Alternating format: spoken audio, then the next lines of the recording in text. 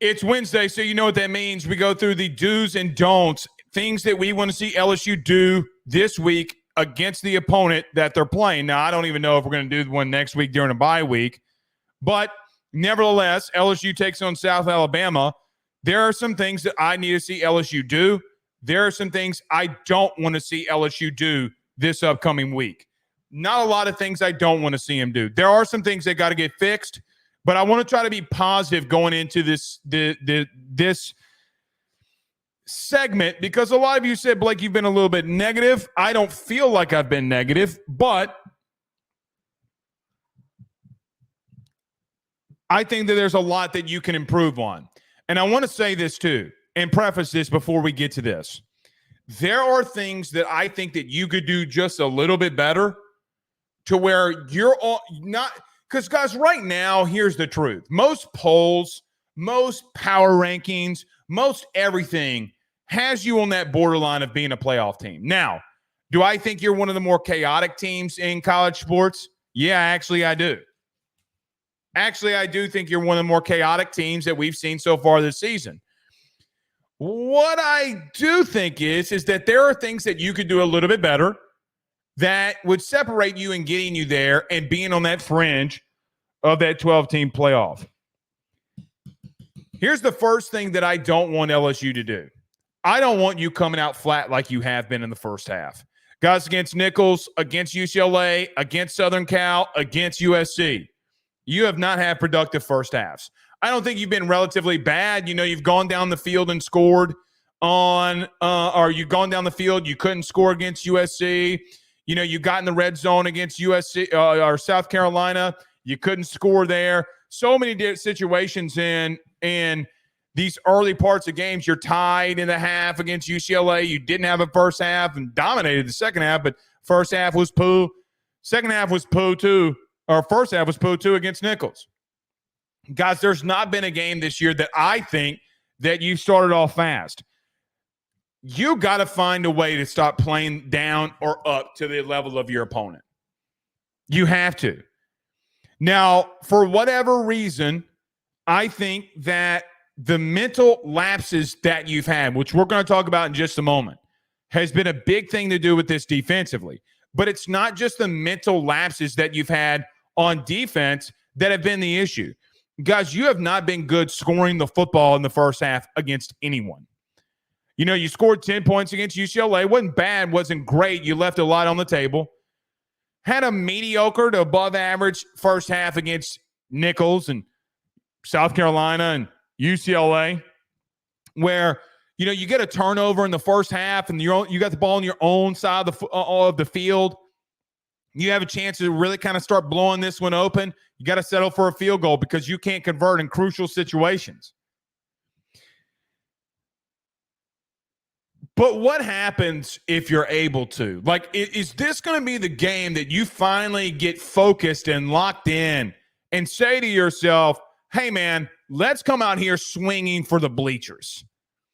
You know, I compare a lot of or use a lot of analogies in reference to fighting, and I'm going to use one here in reference to this. You know, there are guys in boxing or UFC or mixed martial arts, whatever, that will come out of the gate, ding, ding, ding, and they're swinging for the fences. They're swinging for the bleachers. Sometimes you got to pull them back because you're swinging too much for the bleachers. But I can live with you being overly aggressive to start off a game and for you to dial it back. What I can't live with, and I think it's going to be a theme of this week, is you got to stop having these mental lapses and you got to stop having these wake up moments that you're tied on UCLA 17-17 going in the half, and you're going to halftime. Well, I guess we better wake up and finish this game off and not play around with this team. It's not that difficult. It really isn't. I don't know what Brian Kelly can do with that. Maybe it's on him, maybe it's not. But here's the interesting thing about this, and I think that this has gone missed by me until I thought about it today, and something I want to hit on too. Boy, have they been good at second half adjustments.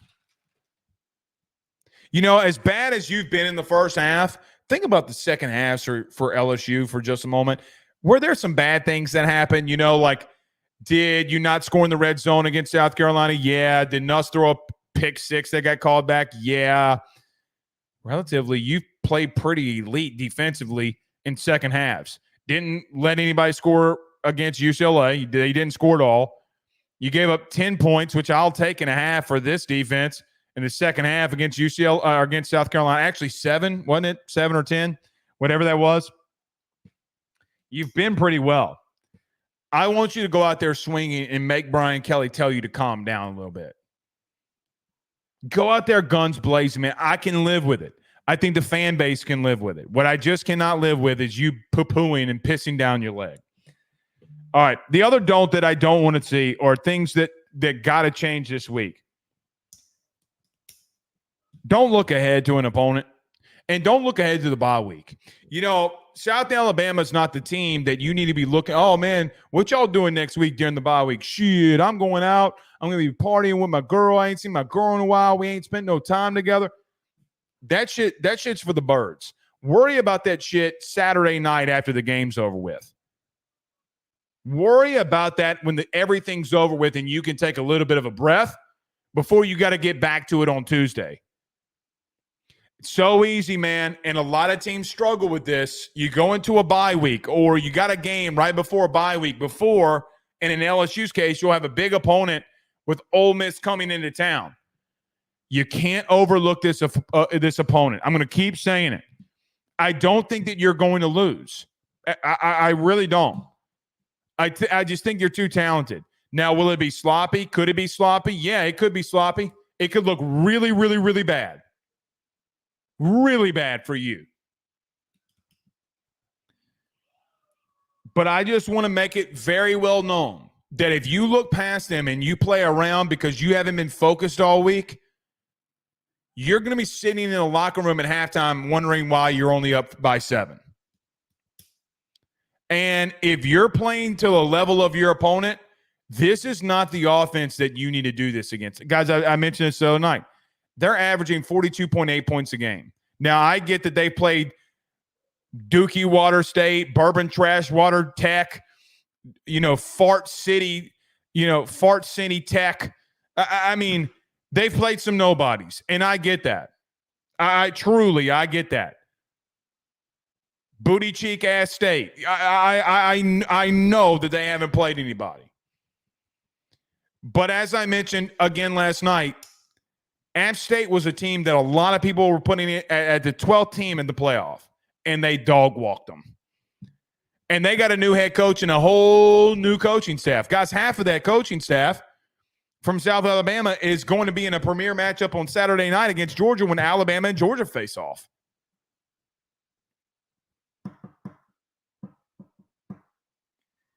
Don't look ahead to the situation. Take care of business now. I gave an analogy about my grandfather last night, Nunzio. A lot of you like that, Nunzio. That's a great Italian name.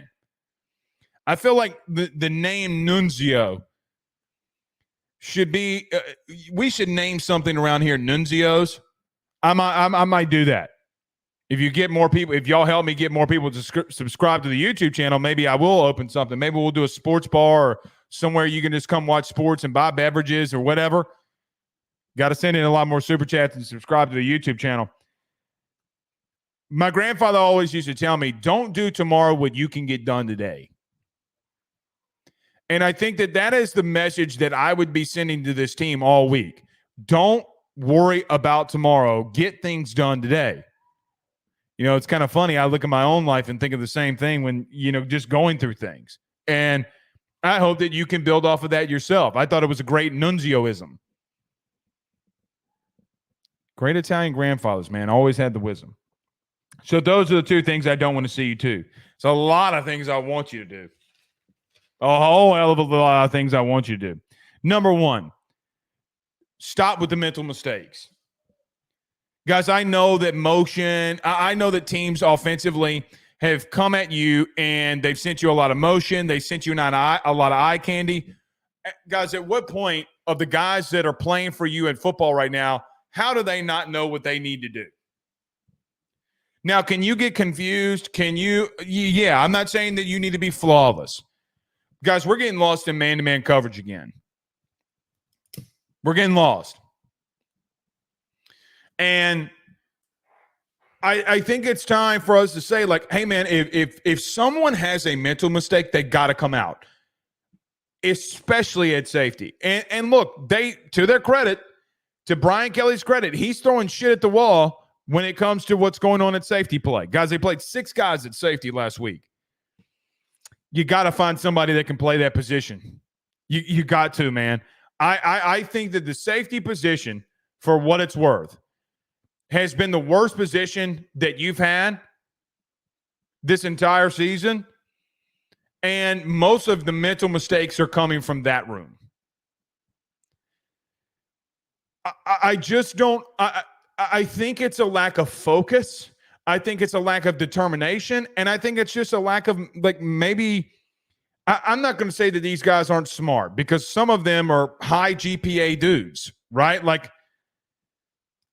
I don't – the football IQ seems to be out the window sometimes in some of the decisions that this safety room makes. I can live with them beating you one-on-one. I cannot live with you busting a coverage and giving up explosive plays anymore. And I think Brian Kelly, today on the SEC teleconference, yesterday or 2 days ago in his opening remarks about South Alabama, is like, look, man, we didn't allow any explosive plays against UCLA, and that's not true. I mean, you did. You gave up a touchdown. You gave up 2 screens that were explosive plays. I mean, that's just not true. I mean, like, that legitimately did happen. Did they limit them? Yeah, they did. But, guys, busted coverages has been every one of, outside of like 2 things, like the Ashton Stamps fade route that he gave up in the end zone against UCLA or against USC, the great one-handed catch against USC. Like, in the passing game, that has been your biggest cruxes. I mean, both runs by Lenore Sellers and Rocket Sanders, Lenore Sellers and Sanders, guys, both came on boneheaded decisions of not knowing where you needed to be in crucial situations. Guys, that you didn't. I think what's maddening is that you're not getting out physicaled, right? Like, you're not getting out gained. You're not getting out schemed, I should say. What's happening here is guys are having lapses in judgment and not being where they need to be. You know, I know that some of you've told me this personally. Some of you are about sick and tired of Brian Kelly saying that guys need to be in the right place and do their job. But here's the truth, man. The film doesn't lie. He's right. He's not holding anything back. Because if some guys just did their job, like if Whit Weeks would have kept contained on Rocket Sanders, and if Rocket Sanders would have just outran him and he couldn't catch up to him and he hit the edge and he hit the corner and he was gone, you know what, man? All right. Okay. But that didn't happen. You know, last week in the opening touchdown against UCLA on the post route by the tight end, I mean, guys, you got 2 dudes running in the flat after a running back, and you leave a tight end wide open because Major Burns needs to take the tight end. Guys, those are lapses in judgment. Lapses in judgment that you got to fix defensively. And it's not just there either, and I'm pounding on this defense. It's not just there. You know, there's been at least, to something that I've seen, at least 4 or 5 times where I've seen situations where you have C.J. Daniels or Aaron Anderson wide open and you're forcing the ball to Kyron Lacey. Or in the running game, you got Emory Jones not getting to the second level. And look, these running backs got to break tackles. Teams are going to continue to stack the box on you. I tell you that every week. But I think that there's just lapses in judgment that I don't want to see this week. Get beat physically. Don't get beat mentally. That's what I'd say. Number 2, I want to see more explosive plays from you offensively, not from Kyron Lacey this week. Now, if Kyron gets them, Kyron gets them. If they're going to single cover him, let them single cover him. I need you to feed some guys that have been really good for you. Like, I need number 4 to get the ball more. I think the more that you get C.J. Daniels the ball, the more the tackles that he's going to break, the more wide open he's going to get, the more it's going to take off of Kyron Lacey. And I will tell you, There's going to be a game inside a game in this one because I don't know if Chris Hilton doesn't come back and you don't take shots to him. I don't know if you don't take shots to Aaron Anderson, CJ Daniels. But I want to see more explosive plays and you going back to it. Guys, if they can't cover Aaron Anderson, why aren't we going back to him? You know, Aaron Anderson had 2 catches over the middle on a little drag route for about maybe more of like a little dig route multiple times because we didn't come back to it. We wouldn't come back to it. We kept throwing fade routes to Kyron Lacey and hoping that they worked, pass interference or not.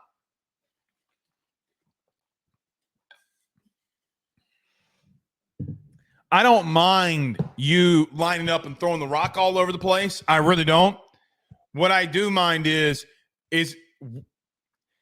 great offensive coordinators will come back to the same play and make you stop it. Don't make you stop it. And that's not what the case was happening this weekend. I want to see some explosive plays. The reason I think that you can do it and that you will do it, but I even wanted to see even more of it, is South Alabama's 117th in the country in passing yards allowed. Their secondary is really bad, and they've played no one. Now, I'll tell you this. Said the same thing last week against UCLA. And where I do think you did good in some areas, I think you did bad in others. You know why? Because, guys, here's the truth. Indiana against the same opponent that you played on the road looked better than a better team than you did. You know what Indiana didn't do? Make mental mistakes. They didn't. They did not make mental mistakes. You did. Your quarterback did. Their quarterback didn't. And look, you're going to hate me on what I say about Nussmeier, and here's what I would say. I really believe, and I told you this on Monday, I really think Garrett Nussmeier is on the cusp of doing some elite stuff. Let me say that again. I think he's on the cusp of doing elite stuff. He's got the attributes. He's got the traits. He's got to put it all together. And when does that game click for him? Is this a game that it clicks for him? I don't know if it is or it isn't. Like, you can't throw a better pass than what he did to Kyle Parker.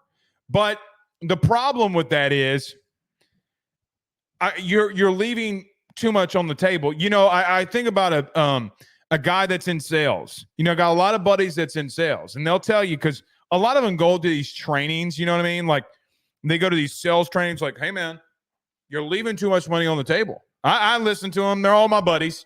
A lot of dudes in sales in Louisiana. And they'll tell you, well, you gotta say this, this, and this because you're leaving too much money on the table, my man. You're leaving too much money on the table. You know these sales guys. Some of you are probably sales guys. You know that you're like this. You go to trainings, do this, this, and this, and that will get you the sale. Okay.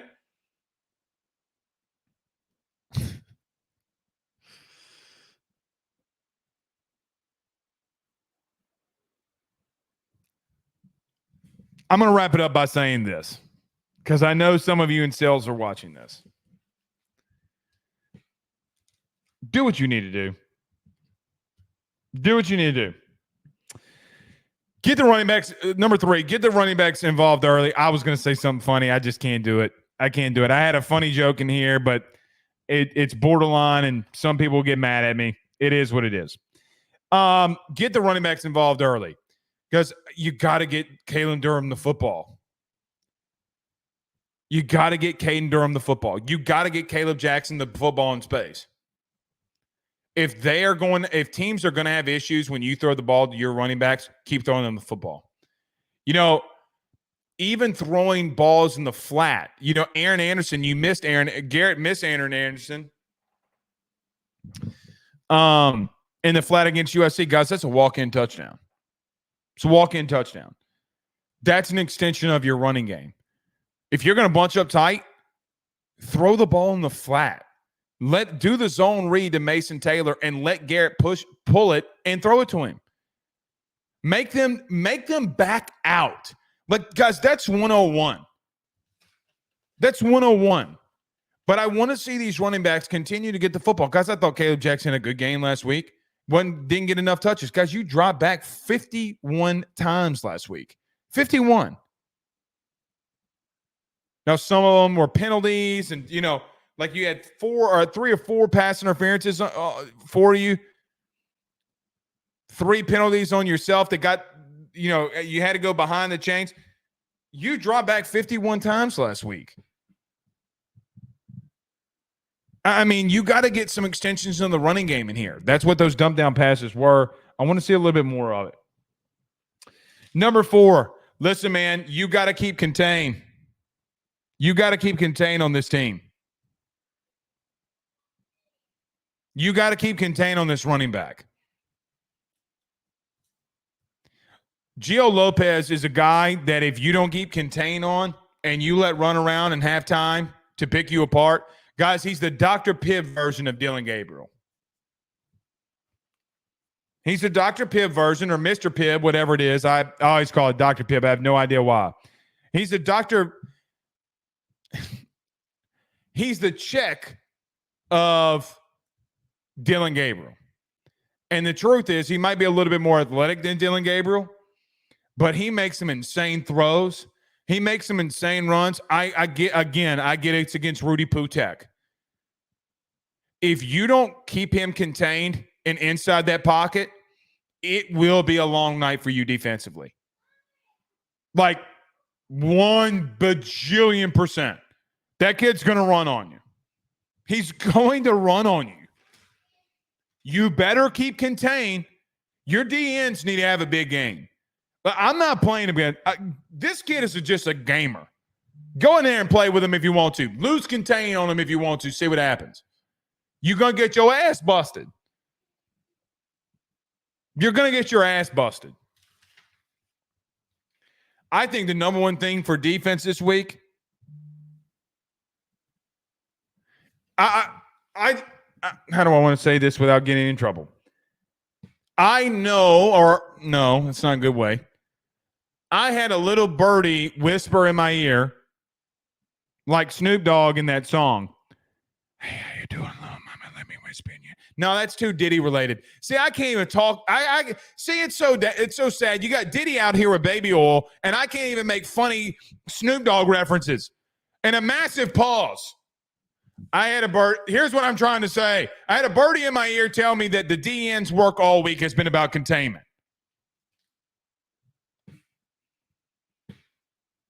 It's been about containment. Hey, how you doing, little mama? Let me whisper in your ear. Tell you something that you might like to hear. You know what I mean?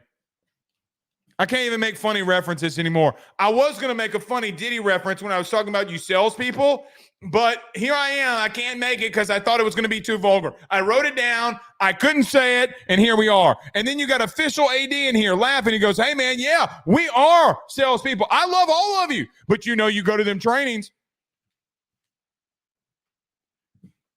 You're leaving too much on the table.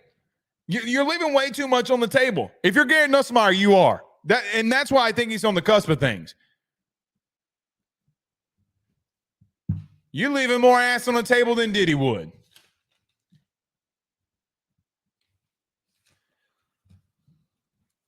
Just saying. Diddy would never. All right. Last 2 things here. Oh, no. I'm going to get in trouble. I'm going to get in trouble here, aren't I?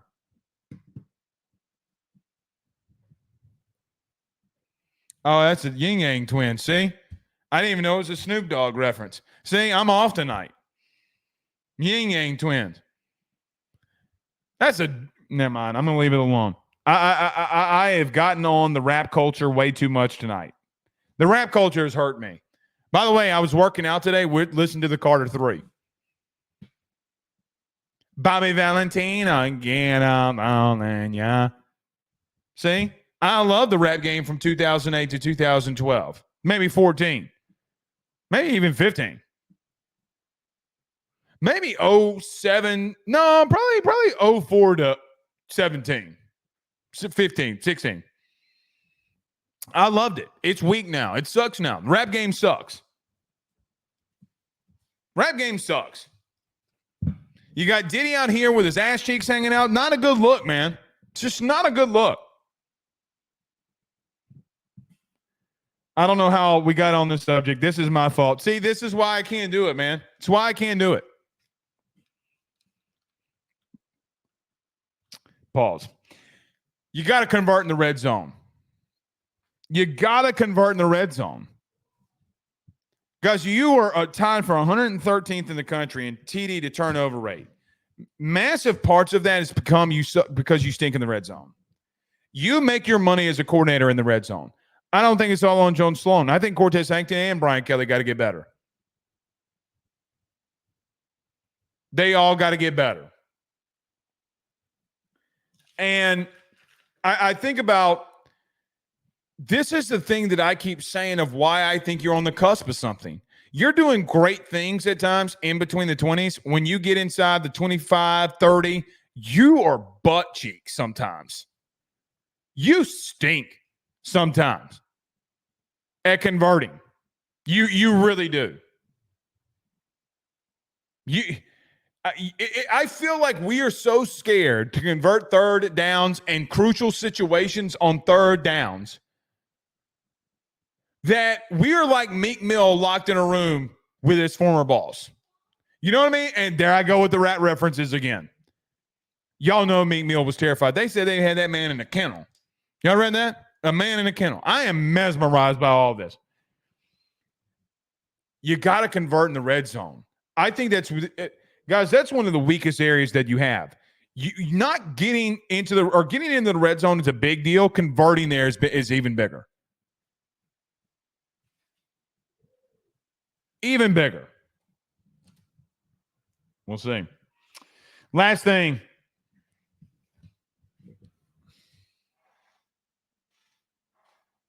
This has no logic whatsoever in it about what I'm about to say. But it's true nevertheless.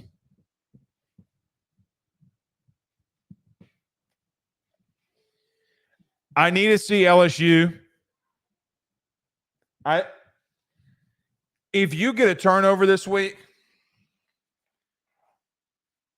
I want you to go get 7 points. Regardless if that means that you're going for it on 4th and 6th, I want you to go for it. I want you to convert on a turnover if you get one. I'm about tired of this happening, man. I really am. I really, really, really, really am. So there's that. All right. We got a couple super chats in here that I need to get to. It really is appreciative of all of you that sent it in. If you haven't done so already, if you're on Facebook, I think there's a lot of you here on Facebook. If you haven't done so already, do us a favor if you don't mind. Go over to YouTube and subscribe for us. It would do us a massive favor. All right, let's get these super chats. Cody McGee says LSU really needs to find its identity on offense. They can't afford to slow start against South Alabama. LSU can't afford to overlook that team. No, they cannot. I greatly agree. I don't like the slow starts on offense. Guys, let's just be real. You had the 128th defense in the country in your building last week, and you only scored 17 points in the first half. You know what I mean? Like, that's not good. That is not good. That's on you. You should have blown them out.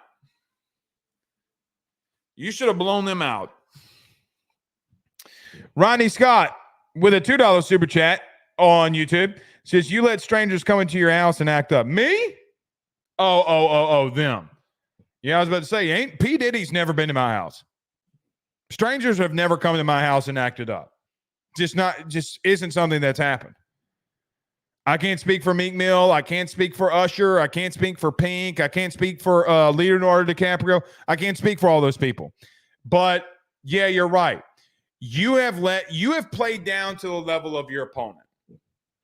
You let UCLA come into your house and play around with you with a half. It's not good, man. Not good. I don't like that. Stephen Young with a $5 super chat says, BK made early mistakes in hiring defensive coaches. That is true. Clearly, he fired all of them. He says, but I think he got it right this time. I also agree with that. But those mistakes cost us a year or two. I vastly agree. Stephen, that's a great way of putting it. He certainly hit on this D-line with Kevin Peoples and Bo Davis. And I think he hit one with Blake Baker. Really, I do. And look, do I think that you've played great defensively? No. But I knew going into the season, if you jump from 115 to 58th in the country where they are at the current moment in total defense, guys, every one of you in here would have taken that. So what does that mean? What that means is, hey, man, you went from one of the worst defenses in the country last year to a moderately average one. It's a pretty big leap, if we're being honest. So the expectation that I had and that you and I talked about every night was, hey, man, I think they could get to around a top 50 defense. Well, they are. They're at 58. But offensively, you've taken a step back, which I think should have been noted when you have a coordinator that you're having to replace, 3 first-round picks. One of them was the best player in the country last year, and he showed you yet again on Monday night why he is and was the number 2 overall pick. I really think that you can be on the cusp of doing something really good. And I agree. Listen, I can be wrong. Brian Kelly can be wrong. But there are too many flashes of you missing stuff to not see the potential of what they can do on the field. Anybody on their radio show or podcast tells you that they don't see it, here's what Blake Ruffino is going to tell you. They don't know what they're looking at.